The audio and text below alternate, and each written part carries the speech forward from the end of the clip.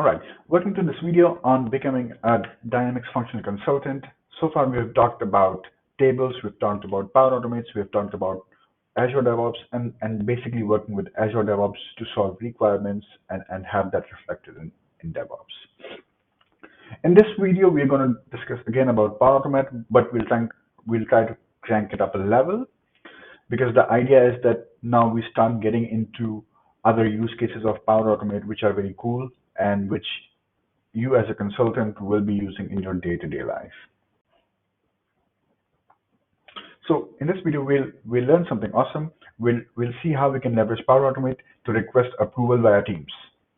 So without any further ado, let's get on. So I go back to make.powerapps.com, and like every time I'm going to reiterate this because this is super important.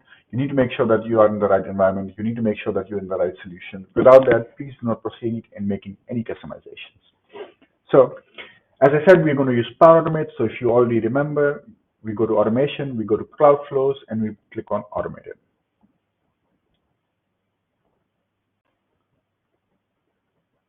Before we started building the flow, let's quickly have a look at the requirement as well, because it is super important for you to understand the value of a requirement that we're trying to build. The requirement is as follows. Whenever a new case investigation is created for a user, automatically an approval is requested from them. Let's take this example to understand what we're trying to do. Here, a new investigation record is created, and the record is created for legal. So the moment I create an investigation record for an investigation officer, immediately they need to be notified on Teams, and they would be requested to have an approval. The moment they approve in Teams, the record approval should automatically be set to approved. And then we also need to check if all approvals regarding case investigations are marked as approved, then we'll mark this case claim status to approved as well, because it also has two options, approved and rejected. So that's a quite nice automation that we are trying to build, because this really helps those agents to, without even logging into Dynamics, just provide an approval via Teams, which is the central place nowadays for working. And then onwards, the system also updates that approval on the investigation record. And further on, it checks all the open investigations for this case. And if all of them are marked to approved, then it will mark the case as approved. And that's a lot of manual actions and a lot of logics and lots of looking into we save using Power Automate. Okay. Let's start by already configuring Power Automate. So if we were to reiterate the requirement, whenever a new investigation record is created, we request approval for that. So in this case, if we were to listen to the requirement, it says when a new record is created. Anyways, because it is about Dynamics, so we're going to use Dataverse. And here we say when a row is added, modified, or deleted. And that's where we end up adding our trigger. And now we'll fill the trigger with the right values deduced from the requirement. The change type is going to be, in this case, that is correct, added, because the requirement says when an investigation record is created. So creation basically means addition. And the table name is going to be case investigations, because the requirement says when a case investigation is created.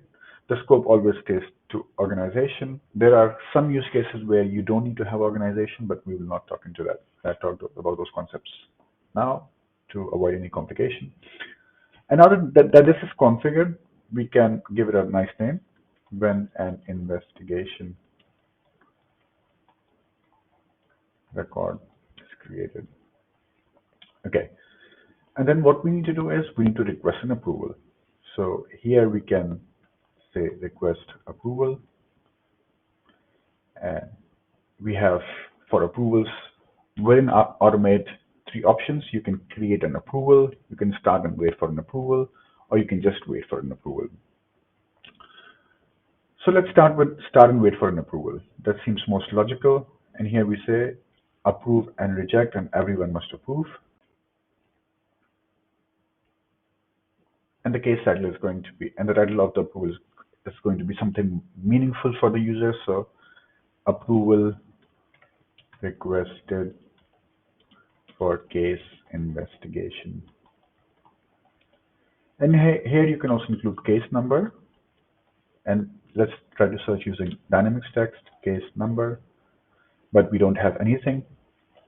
For case, the only thing that when I look for it is the case value, which refers to the unique identifier of the case. So we don't really have all the values from the case record, which is logical because the flow is built on investigation record. So the only properties accessible for us so far using this step are the fields that are on investigation record. The only relationship that we have on this record towards case is the case unique identifier itself, which should ring a bell for you because we can use the unique identifier to get more properties of the case. So let's already do that now because we will be needing that also ahead. And to get properties of a certain record that we know, we say get a row by ID. And if you don't know the exact name, what you could also do is just type Dataverse and click on it, and it will show you all the actions. So here I have get a row by ID. And here I can specify the table for which I want to retrieve the property, which in this case is going to be cases.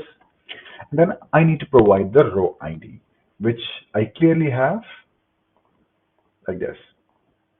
And this I will call as get the related case properties.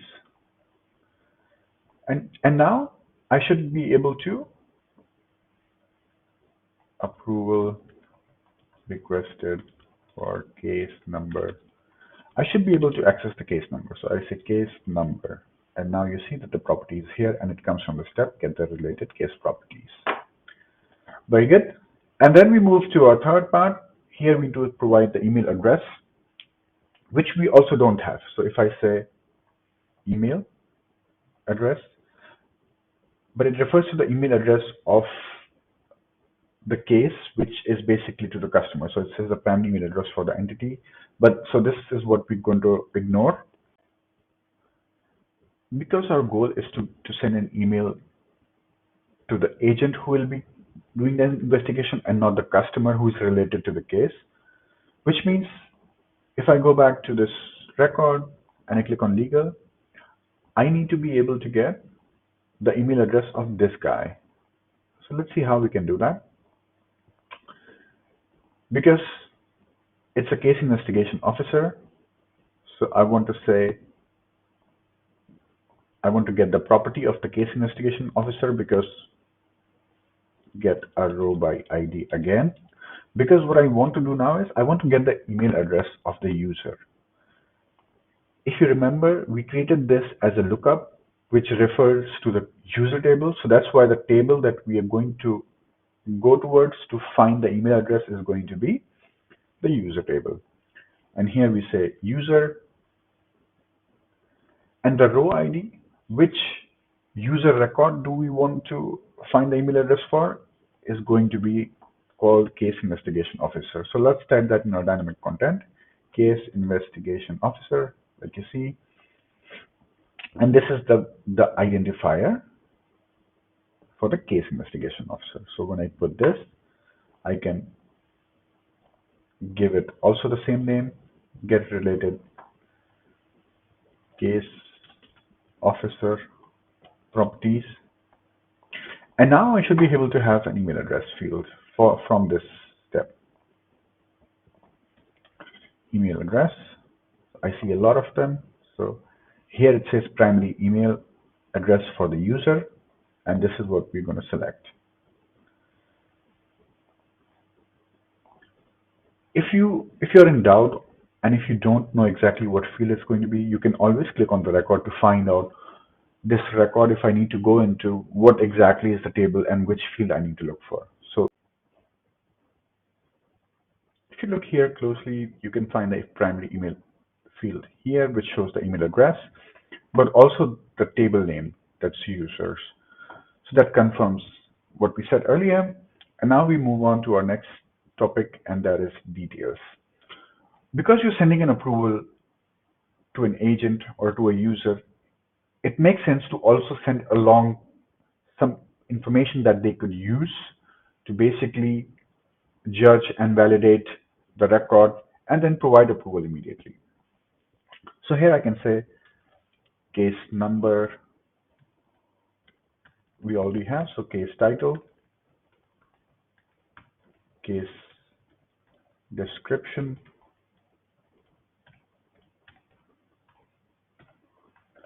and customer name.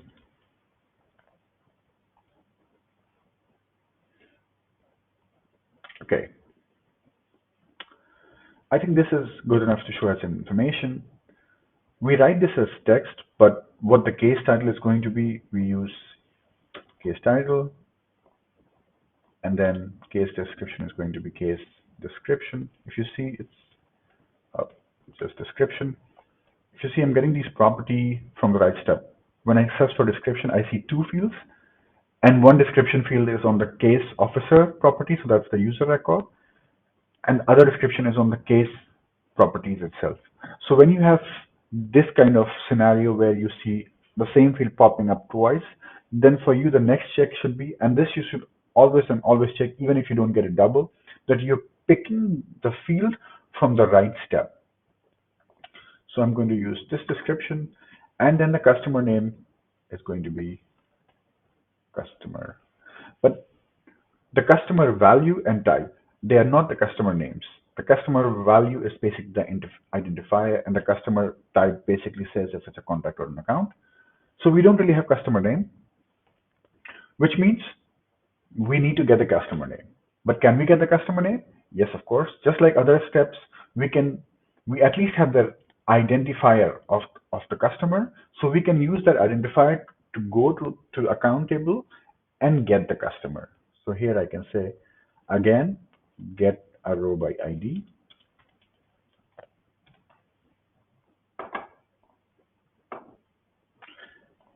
And I say, this time it is going to be accounts, and the row ID is going to be customer.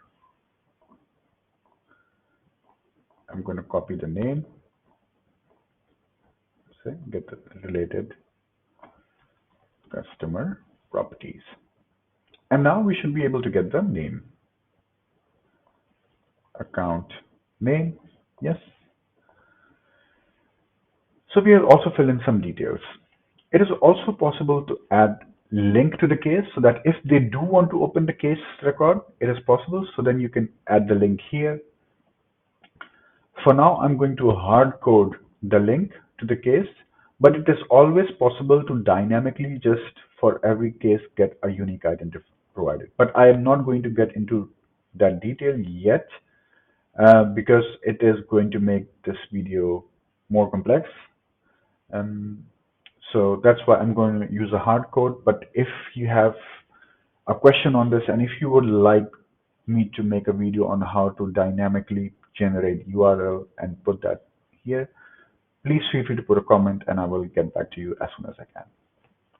You can also give a logical name to the link description because this would look super ugly. So I can say link to open the case.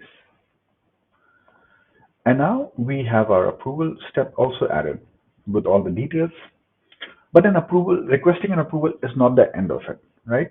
Our requirement says when a case investigation record is created, send an approval, which will be done using this. However, we also need to see if the approval is approved, then we need to update the record to approved, otherwise to rejected. So when you think of it, it sounds like a condition. If, therefore, I'm going to add a condition, and I am going to say, if the outcome, if you see that there are already a lot of steps also available for you for this particular step for the approval part. And here we have outcome, and we say if the outcome is approve, then we basically update the case investigation record to approved. Otherwise, we update it to rejected. So update a row because we are going to update it, and we're going to update the case investigation record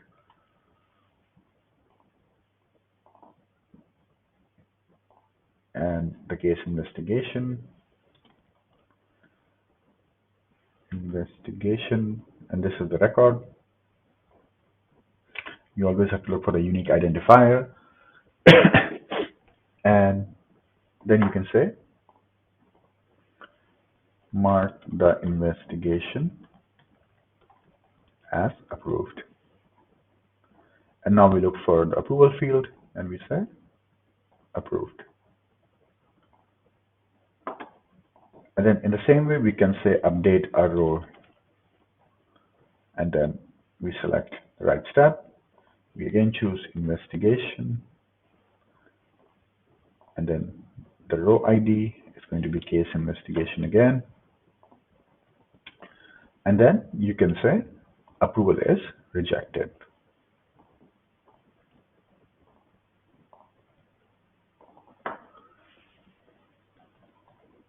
Rejected.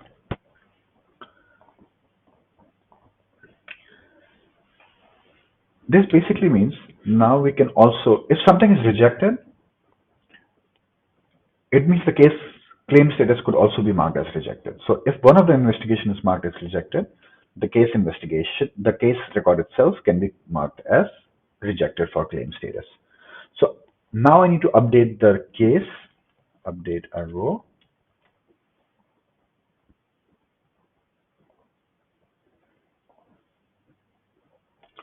And we say case, and we know what the case is. So we type case, and we can choose from a lot of steps because case is almost in all of them, but I will choose the trigger record, and here I'll specify as case value, and here I will look for claim status. Claim status, yes, I found it, to rejected. Mark claim status as rejected on case.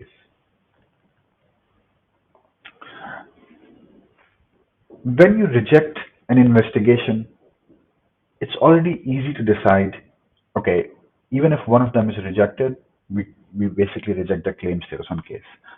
But it's going to be a slight difference for approvals, because let's say if there are multiple approvals, and let's say one of them is not yet approved, then we have a problem. Our requirement is to ensure when all the underlying case investigations are approved, only then we mark the case status to approved. So the moment we mark this case investigation as approved, then we need to basically check if there is any investigation record that is currently pending investigation or is not yet approved, then we will do nothing. But if it is indeed after this approval, if all the records are approved, then we will basically mark the claim status as approved. But because this flow doesn't need to go any further, I can also add an action here and say terminate. And I can say terminate, and I can say yes, the flow did what it's supposed to. Terminate with success. Okay. However, this one still needs to be completed. So now what we need to do is we need to first ask using flow, are there any investigation records that are at the moment not approved? And then depending on what the answer is, we will basically decide whether or not we need to approve the case claim status. So now what we're going to do is we are going to discover a new step that's called list rows. What are list rows? They are quite similar to get a row by ID, but by its name, if you're trying to decipher it, get a row by ID is basically getting just one row. It would be maximum one rows, and the only way for you to get a row using get a row by ID is by using the unique identifier, because you're always prompted with the row ID. However, list rows provides you one of the benefits. List rows can be used when you want to retrieve one or more than one records. The use case why you want to have one row retrieved using list row is because sometimes you don't know the unique identifier of the record. But you do know that there are certain set of logics that I can use to really navigate to that row. And that is why list rows are quite a beautiful concept there, because it allows you to do any kind of query based on logic for any kind of table to retrieve one or more rows. So in this case, if we try to simply break down our requirement and say, what exactly do we need from Power Automate? What exactly do we need from the database? So let's start with that. We need case investigations because we want to see all the investigations that are still not approved for this particular case, right?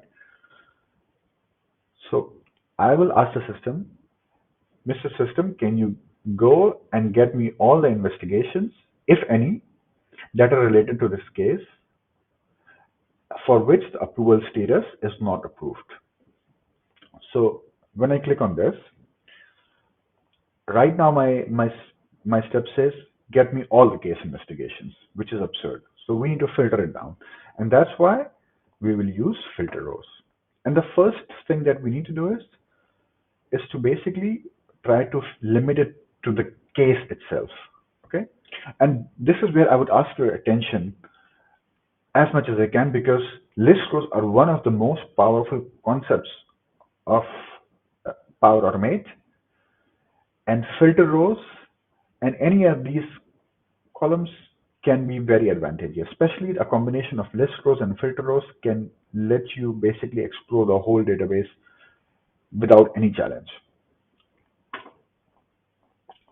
So again, to reiterate, right now we are case investigations, but with this step, because there are no filters, I will get all the investigations. Like even if there are 100, I'll get 100 of them, which is absurd, right?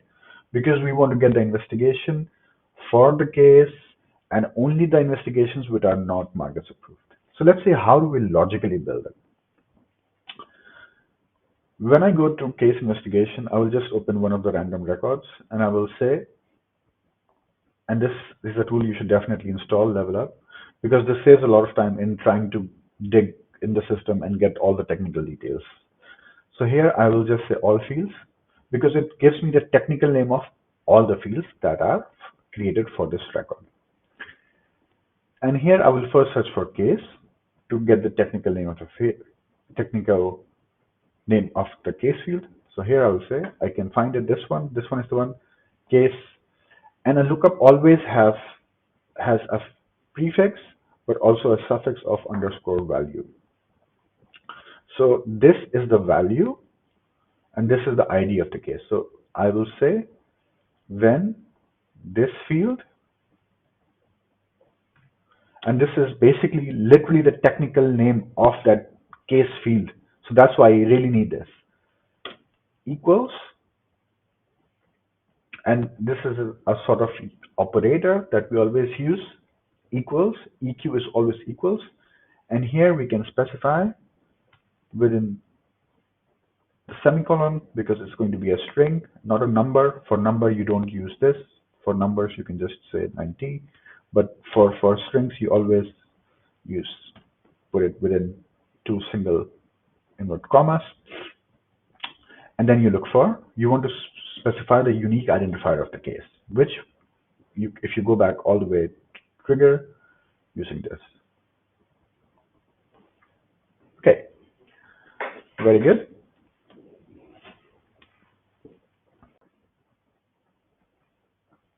So when I save the flow, I get this flow checker issue. It says Power Automate approvals have not yet been installed in this environment, which is okay, which is fine. But the first time when we run it, it's going to install it. Before we complete our logic, I just wanted to run this flow anyways once, just to show you the concept of list rows, because the list rows are a very unique concept, and you need to get a hang of it. Huh? So I'm going to quickly run the flow now, and for that I will create a new investigation.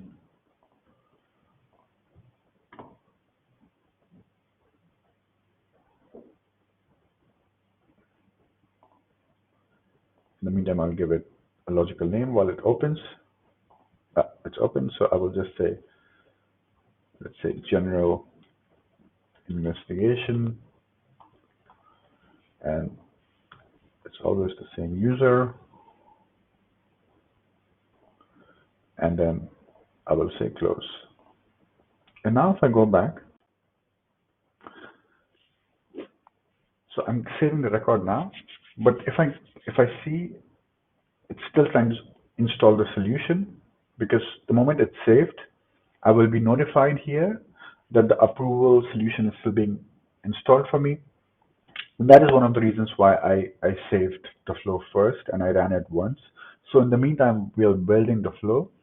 We can have the start and wait for an approval solution already installed.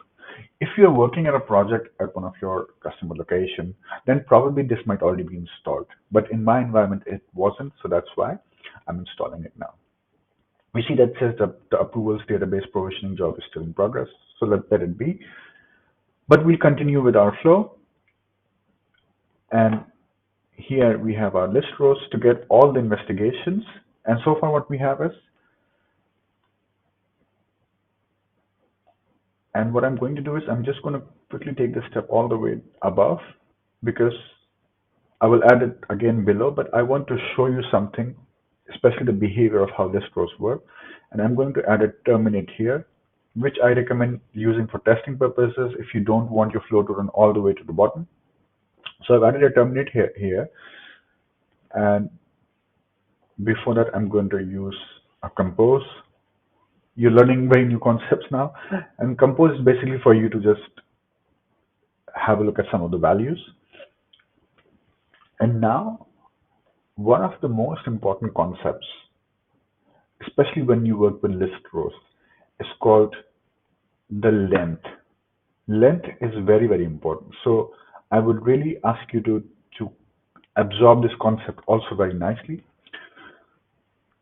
because we are doing a list rows, and slowly we are getting into technicalities, so please bear with me. Because we're using list rows, we can get more than one records. One of the things that is important to know is what are the number of records that I'm getting, right? And for you to be able to find out, there is an expression. And now we are moving from dynamic content to expression. And these are the expressions that are possible to use. A list row is always treated as a collection, so that's why it's here. But when I click on length, it tells me returns the number of elements in an array or a string. What this basically means, it returns you the number of elements in an array.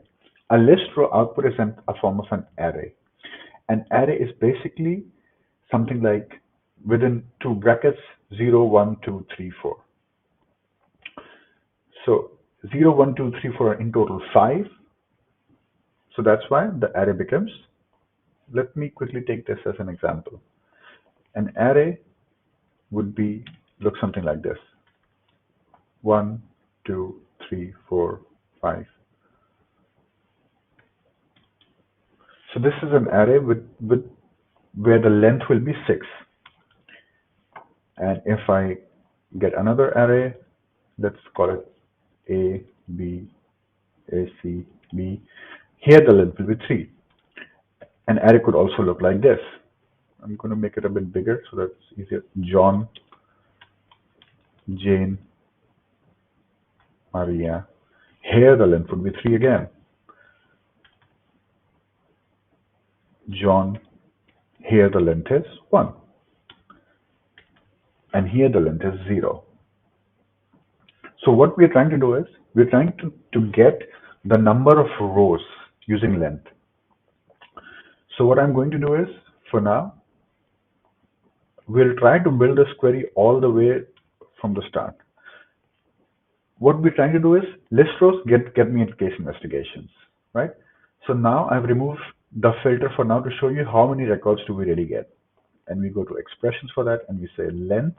And when it's between this, you go to dynamic content, you scroll down and you go for the value again. So you get two options, body and value.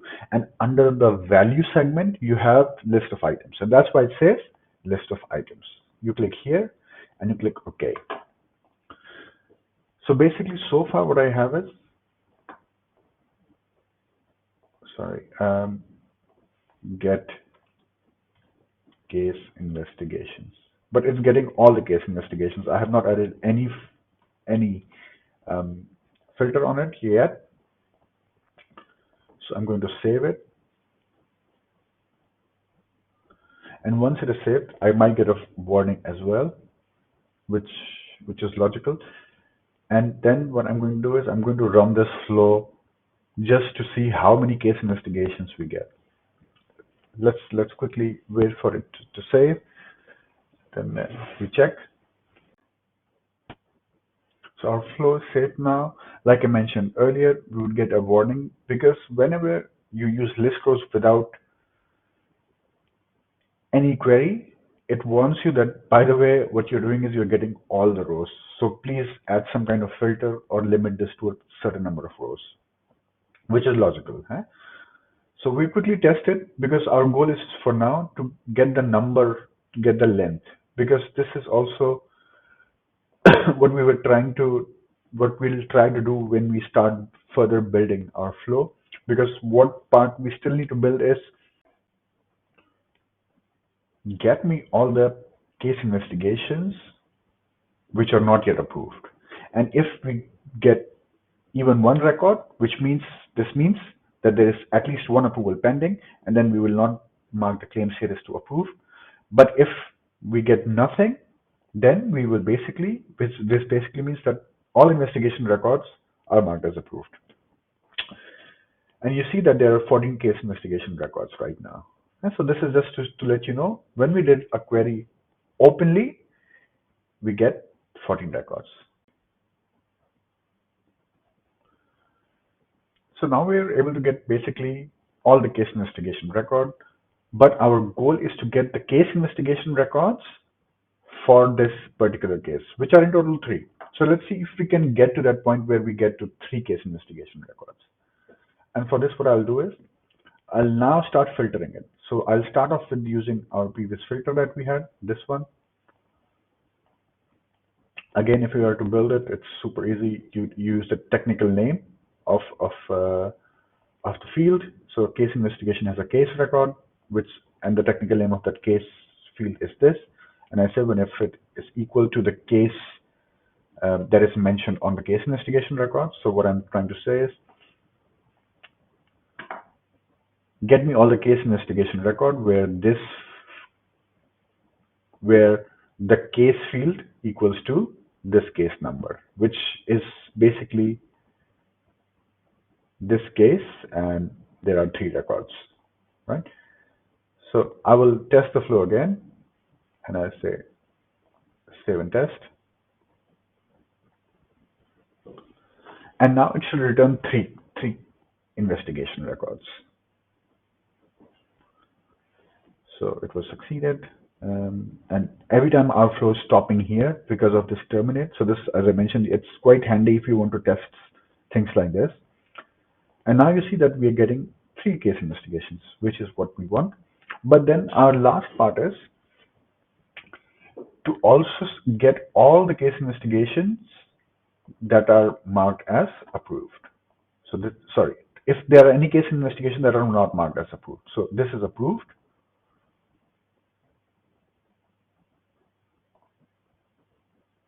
This is approved, general investigation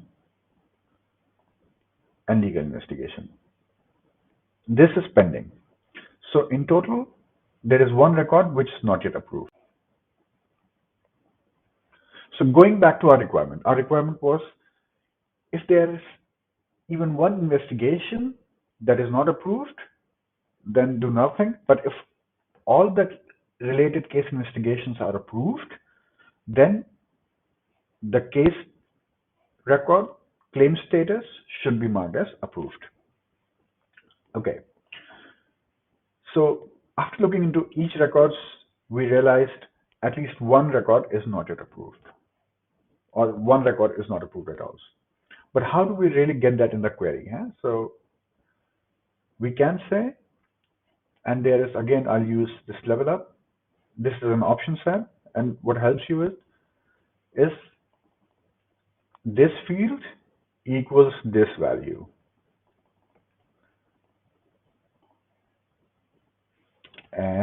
And we just use logical AND operator, technical name of the field equals, and this is not a string, it's a number, therefore I use as is.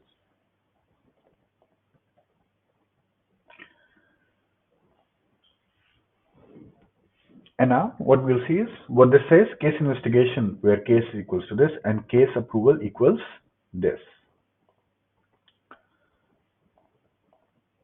I'm taking some extra time for list rows because they are very, very important for you to understand. These are the ones that are going to give you groundbreaking flows when you start development. And test.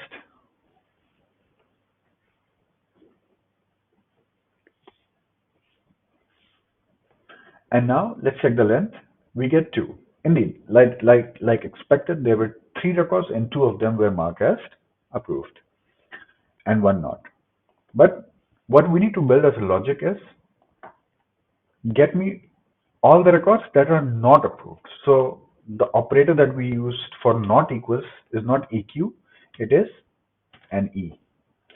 And now it says, get me all the case investigations where the case equals to the case that this investigation record is related to, and where the approval does not equal this. So where the approval is not approved, like it shows. This is the field, and approved has the label this. And then I test it again, and I say save and test. While this is saving and testing, bear this in mind. The only way for you to crack down Power Automate is by doing a lot of things yourself, making up requirements, trying to do automations. I see our flow also ran, and now we have, as we expected, the count as 1. And now we'll also mark this one to approved, and then all 3 of them are approved. So let's also check that. If we run it again, then the length will be 0. Remember this, I'm doing a test on the same record again and again and again. That's why I'm using that. Otherwise I'll have to create a case record every time, which would be super annoying. Okay, now I indeed have 0. So if this is the case, if the length is 0, then basically means all my records are approved, and then I can finally mark the case claim status as approved. Okay. I will quickly move this step back to our condition because it was supposed to be not here, but here. And this length part I'm going to take away. This also because I want my flow to go further down. And then I can say, okay, condition, because I want to check if at least one record is retrieved. So if, and then I use length, and then I say the length of all the records retrieved. If it equals to 0, then it means all the investigations are approved, in which case I can update the case claim status to approved.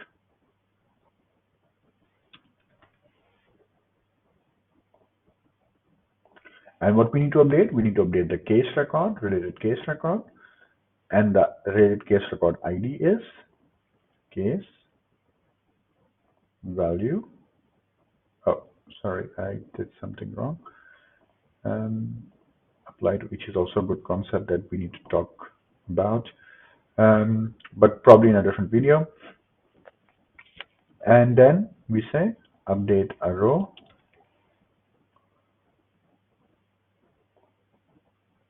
and we say case, and then we choose case. But there are so many cases, I would recommend going all the way to the bottom to the trigger record and using that one. And then I can say claim status. I try to find that field and I say this can be marked as approved. Okay, then mark the case as approved. But if the length is non-zero and there are at least one record returned, then do nothing. So here I can just keep it like this or use a terminate with success. Either of the case is okay. Remember, if we don't use this step, then also our flow is correct. So nothing is wrong. Okay, now I think we can test we can save our flow and we can test it as well. I'm saving it, and then I will run the same record. I will test it.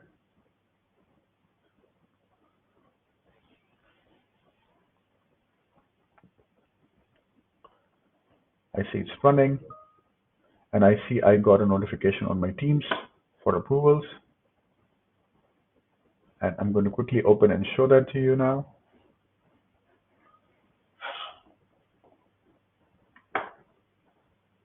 And you see that I have an approval request. And it's exactly like how we expected it to. Approval request for case number. This one, case title, description was blank, so it's blank, customer name.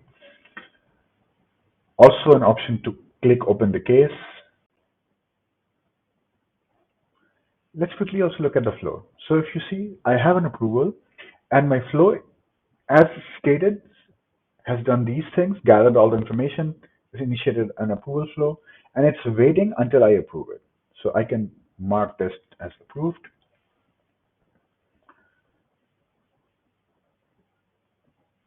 And then it's marked as approved. So you see that immediately this also reflected back here. And now it's checking the condition. It says, okay, the outcome is approved. So it has marked the investigation also as approved. And then it's checking if there is at least one approved record, not approved record. Because there are none and everything is approved, it has marked the claim status also as approved. So if we go back to our case and if we quickly refresh, this claim status should be marked as approved.